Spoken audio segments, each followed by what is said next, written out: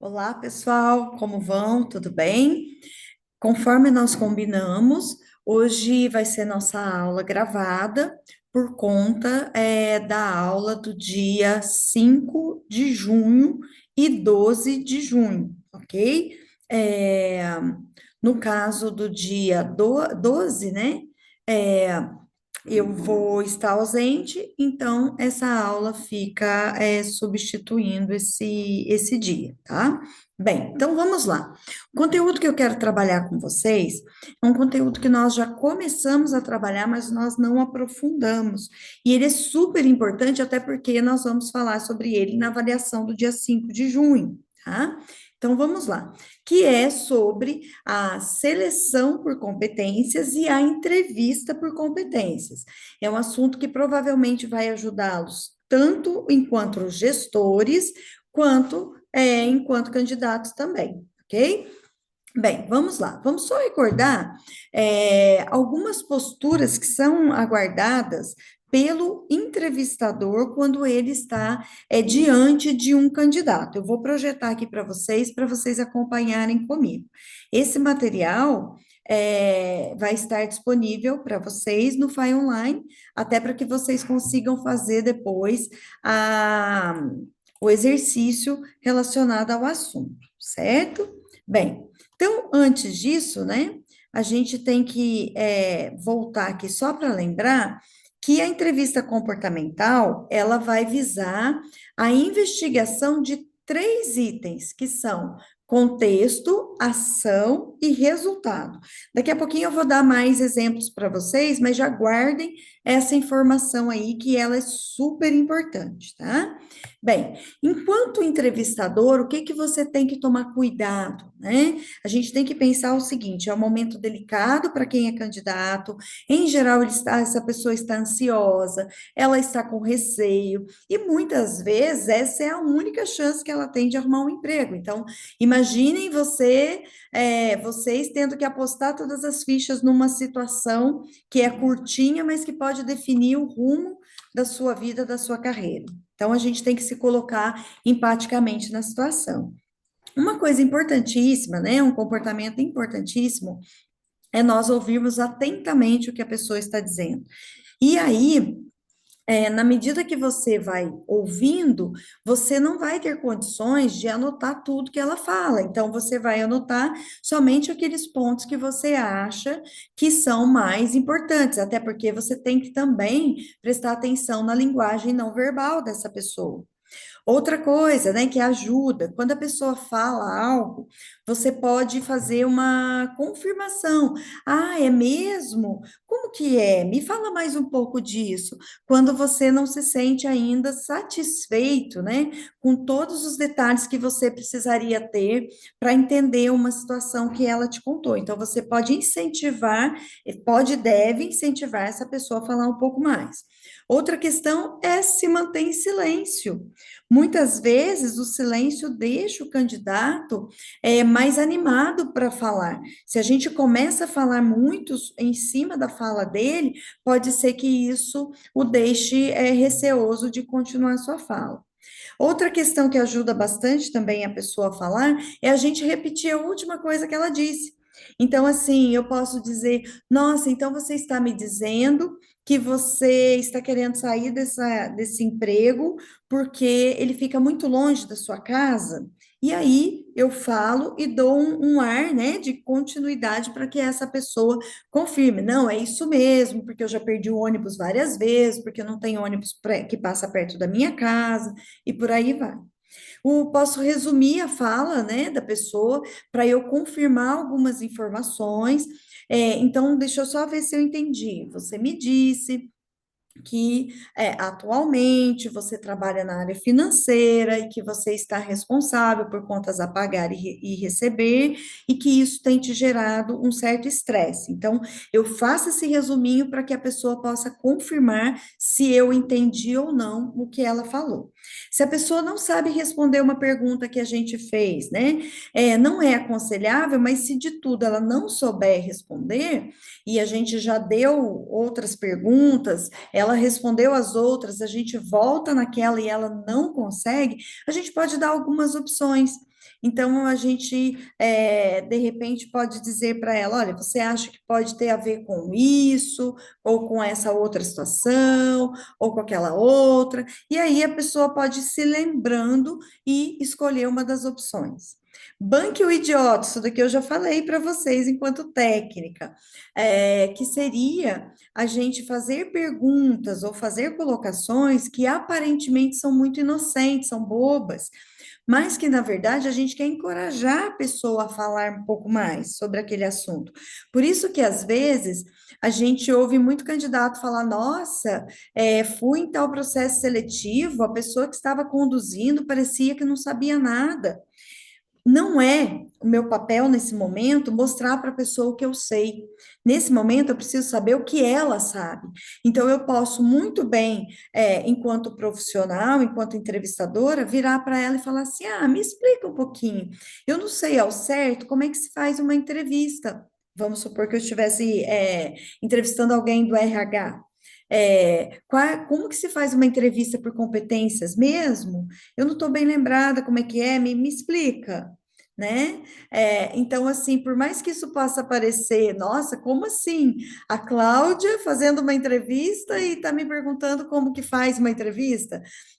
Mas não tem problema, se a pessoa achar que isso seria impossível, é porque ela não conhece essa técnica. E evitar interrupções para que a pessoa se sinta acolhida, se sinta ouvida, né? Interrupções de todos os jeitos, celular, alguém entrando na sala, ou você mesmo ficar interrompendo a pessoa antes que ela termine de falar. Uma outra questão super importante, né? Que é o momento e o local em que você vai fazer essa entrevista. O local tem que ser de preferência, sem ruído, sem interrupção, então, tem que ser um local propício para que você preste atenção no que a pessoa está falando. Eu sei que, principalmente em fábrica ou escritório muito pequeno, isso é muito difícil. Em geral, a gente faz a entrevista, tem gente do lado, mas a gente tem que tomar um cuidado muito grande, porque se eu faço uma entrevista, eu posso fazer perguntas que são de uma ordem mais íntima. Por exemplo, por que que você quer sair do seu atual emprego? Ou quanto você ganha no seu atual emprego? São perguntas que a gente não deve fazer perto de uma outra pessoa. Então, a gente tem que tomar esse cuidado de ter um local privado. Vestimenta, tanto a vestimenta, a gente já viu isso em sala, né? A vestimenta do candidato, quanto a vestimenta do entrevistador. Você não pode estar com uma roupa que chame muito atenção ou uma roupa que não seja profissional, porque senão você tira a atenção do candidato. Então, o entrevistador também tem que tomar cuidado com a sua vestimenta, porque ela faz parte da postura profissional. E já falando em postura, qual que é a postura do entrevistador? É uma postura de curiosidade, de respeito, de interesse por aquilo que ele está ouvindo. Então, a gente tem que estar inteiro ali naquela situação, tem que se preparar antes, ler o currículo do candidato antes, saber o perfil da vaga, saber o que eu estou procurando para eu poder dar foco naqueles itens que realmente vão me interessar. Reações emocionais, né? Imaginem vocês que a pessoa fala alguma informação para você que te choca, né? A gente tem que evitar demonstrar muita reação nesse caso. Imagine que ele contou algo confidencial da empresa dele, que é algo bastante grave. Então, muito cuidado para você não ficar julgando, para você não ficar pondo lenha na fogueira. Nossa, mas me conta mais, cuidado com essa curiosidade. A gente só vai perguntar no processo seletivo informações que vão fazer diferença no exercício daquela função. Se elas não vão ajudar, eu não vou perguntar, não faz sentido eu querer saber aquela informação. E o retorno negativo para o candidato. É sempre muito importante a gente dar esse retorno negativo para ele. Caso, né, do caso, o retorno negativo seria para a pessoa que não foi aprovada. Ontem eu falei em aula, né? Hoje é dia 16 de maio, na aula do dia 15 de maio, eu falei sobre a gente que acaba dando um retorno mais genérico quando é processo seletivo e em treinamento é um pouco diferente quando a gente está diante de uma situação comportamental. Nesse caso do retorno, a gente dá realmente um retorno mais genérico, no sentido, olha, muito obrigada pela sua participação, infelizmente não foi possível dessa vez, o seu perfil não se enquadrou no que a empresa procurava, e o retorno negativo, ele também pode ser dado na hora da entrevista. Como assim? Vamos supor que você percebeu que a pessoa não vai ser aprovada por uma questão técnica. Vamos supor que ela colocou no currículo que ela tem CNH categoria B e ela só tem A, né? Ela pôs lá a B e ela só tem a porque ela está tirando a B. Só que eu tenho uma vaga para início imediato e eu preciso necessariamente dessa CNHB, que é para dirigir carro. Nesse caso, eu já posso dar o retorno na mesma hora para a pessoa.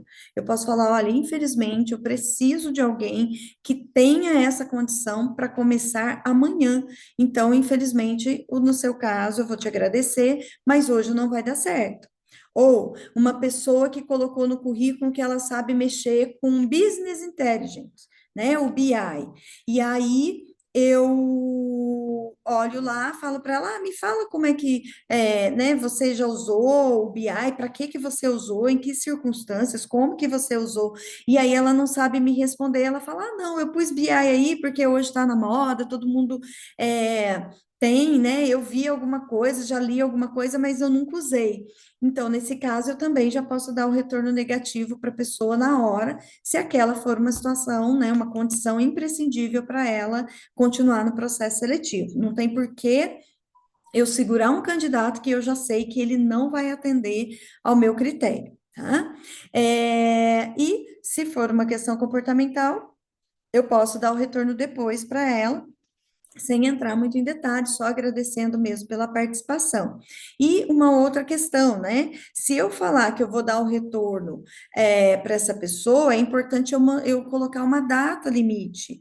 Se é um processo seletivo, por exemplo, com muitas pessoas, a gente não vai conseguir, às vezes até sim, né? Pelo WhatsApp é possível a gente dar esse retorno, não precisa ligar, hoje em dia dificilmente alguém vai ligar. Mas quando eu tenho muita gente no processo, eu posso combinar o seguinte: olha, se até dia 20 eu não te ligar chamando para a segunda etapa do processo, é porque infelizmente você não foi aprovado. Eu vou deixar um recado no seu WhatsApp, fique atento, né, aos nossos números. Se eu não entrar em contato, é porque infelizmente não deu certo. Isso é bom também para quando a gente tem muitos candidatos, tá? E para vagas geralmente mais operacionais. E quanto que dura aí, quanto tempo que dura uma entrevista? Uma entrevista pode durar de 15 minutos, uma entrevista mais simples, uma entrevista para uma área mais operacional, que eu preciso mais é checar alguns detalhes importantes. E pode durar 1 hora e meia, por exemplo, para um cargo de gestão, uma entrevista por competências, eu não consigo fazer com menos de 50 minutos, 1 hora, ok? Bem, que comportamentos, então, o entrevistador tem que ter? Ler o currículo, já falei, definir o roteiro antes, principalmente se você não é muito experiente, tem um roteirinho ali para fazer uma entrevista semi-estruturada, preparar os materiais de testagem, quando você vai precisar fazer algum teste. Se é psicólogo, ele já vai saber que testes vai aplicar. Se não é psicólogo, eu vou aplicar um teste técnico, por exemplo, um teste de Excel. Então, que teste que é esse? Já deixa ele preparadinho antes. Quebrar o gelo, né? Que é aquele rapport que a gente já conversou, né? Que ajuda a estabelecer um bom rapport. Pergunta para a pessoa se está tudo bem, pergunta se ela quer um café, de repente faz uma brincadeira que não seja invasiva, mas você pode comentar sobre alguma coisa, né? Por exemplo, hoje tá frio, eu não gosto de frio. Posso perguntar para a pessoa aí, você gosta do frio? Não gosta do frio? Aquilo ali já quebra o gelo, deixa a pessoa mais à vontade. Anotar com naturalidade, sem precisar anotar tudo que a pessoa falou, demonstrar interesse em ouvir, prestar atenção à linguagem corporal, e vamos lembrar o seguinte, gente, linguagem corporal, ela não é uma verdade absoluta. Por exemplo, a gente lê às vezes nos livros que a pessoa, quando está com o braço cruzado, é porque ela está evitando contato. Eu não posso considerar que o meu candidato, só por estar com o braço cruzado, ele não quer contato comigo. Eu tenho que entender o cenário, eu tenho que entender o contexto antes de fazer uma interpretação. Então, a linguagem corporal, ela me dá uma ideia de um comportamento, de algo que está acontecendo, mas eu preciso ver o contexto. A pessoa pode estar com frio simplesmente e ela está de braços cruzados, tá? Então, muito cuidado com isso. Informar o que for possível da vaga, né? Horário, salário, o que que se espera da pessoa naquele cargo, quais são os desafios, o que que se tem de planos para ela para o futuro, sem prometer nada. Isso é muito importante, nada de ficar prometendo coisa que a empresa não vai cumprir. Então, você tem que falar a verdade. Se não tem nada, de repente, de projetos futuros, planos futuros para essa pessoa, não fala nada, ok? Esclarecer etapas posteriores do processo. Então, olha, essa primeiro contato é a entrevista, depois a gente tem uma etapa de testes, depois tem a entrevista com o gerente e por aí vai. Depois tem o exame médico, que também faz parte do processo seletivo. Algo que a gente deve evitar, né, é fazer outras tarefas ao mesmo tempo para estar focado e atento ali ao candidato. Prometer o que não vai cumprir, já falei, e deixar de cumprir o prometido. É tão feio quanto, né? Você promete e não cumpre. Então, isso perde a credibilidade. Lembrando que a gente, quando está a serviço da empresa, a gente está levando o nome e a imagem da empresa. Então, perde a sua credibilidade enquanto profissional e da empresa também.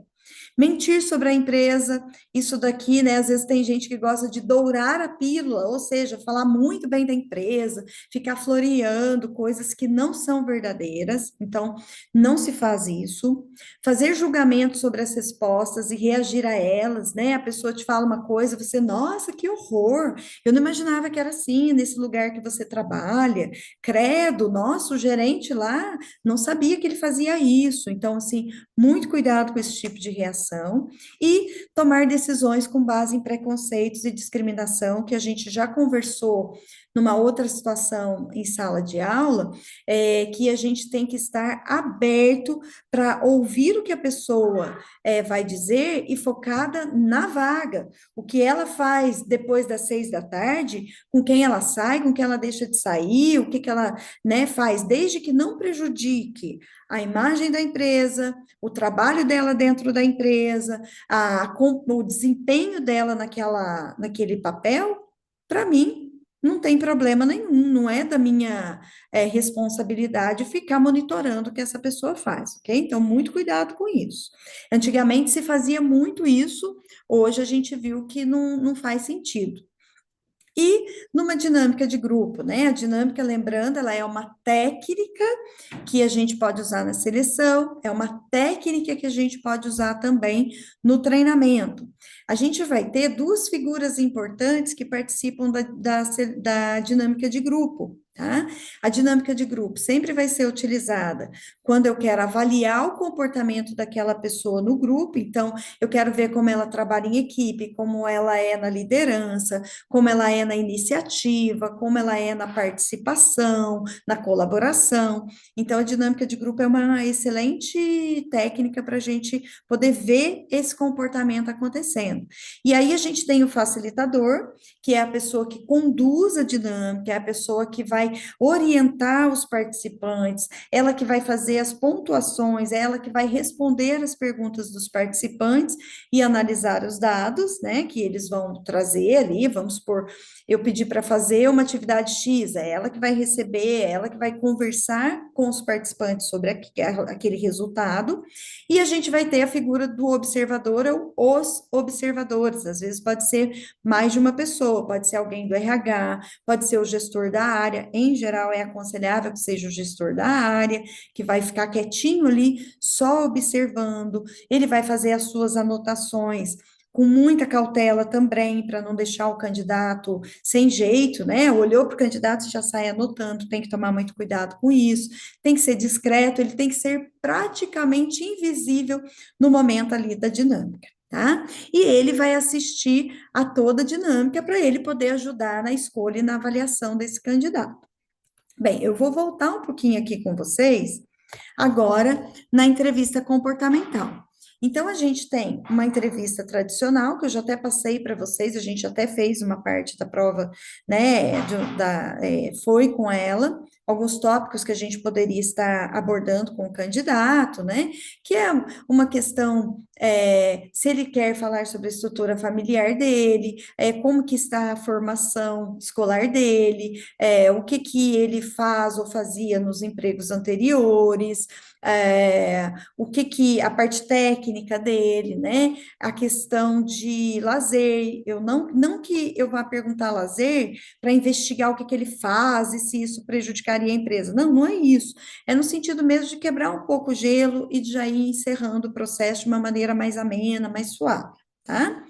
Já na entrevista comportamental, eu vou ter algumas vantagens, e uma delas é principalmente levar a pessoa a me dizer de coisas que realmente aconteceram, de fatos, e não só de respostas prontas que ela traz. Então, ela tem que trazer para mim uma situação ou um contexto, que seria o C aqui do CAR, ou o S do estar. Ela vai ter que mostrar para mim na resposta dela uma ação, ou seja, o que que ela fez. Então, ela vai ter que falar em primeira pessoa, eu liguei para assistência técnica e pedi para retirar a impressora com urgência, porque o escritório inteiro estava parado por causa da falta da impressora. E o resultado, ou seja, o que que foi que veio depois daquela ação dela. Qual foi o resultado? Foi positivo ou foi negativo? E lembrando, gente, que a entrevista comportamental, ela não obriga a pessoa a falar só de coisas boas, pelo contrário, a gente tem que favorecer o candidato a falar daquilo que não deu certo também. Até porque todos nós já tivemos situações em que a gente não teve sucesso. Então, quando a pessoa conta, por exemplo, um contexto, eu estava fazendo o PAA e aí a gente marcou uma reunião em grupo.